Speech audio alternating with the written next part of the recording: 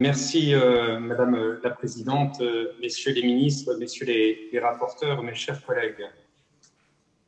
En tant que rapporteur pour avis de la Commission de la Défense, je souhaiterais verser quelques éléments au débat de ce jour afin de mettre en lumière la contribution essentielle du ministère des Armées à la politique publique du renseignement, plus largement à notre sécurité nationale.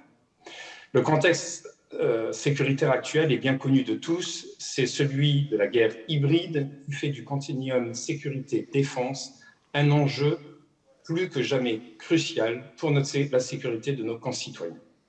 La ministre des Armées le rappelait le 1er février dernier à Orléans, le terrorisme est la menace la plus meurtrière à laquelle nous faisons face aujourd'hui.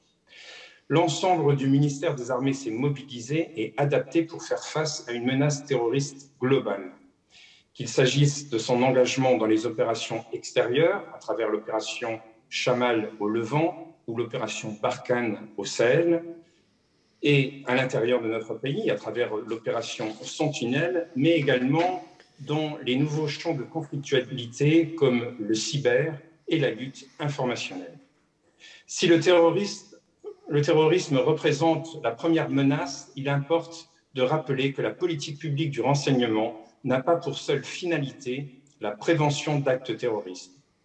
Elle vise, d'une part, à assurer l'indépendance nationale et l'intérêt majeur de la politique étrangère, économique, industrielle et scientifique de la France, et d'autre part, prévenir des atteintes à la forme républicaine des institutions, la criminalité, la délinquance organisée et la prolifération d'armes de destruction massive.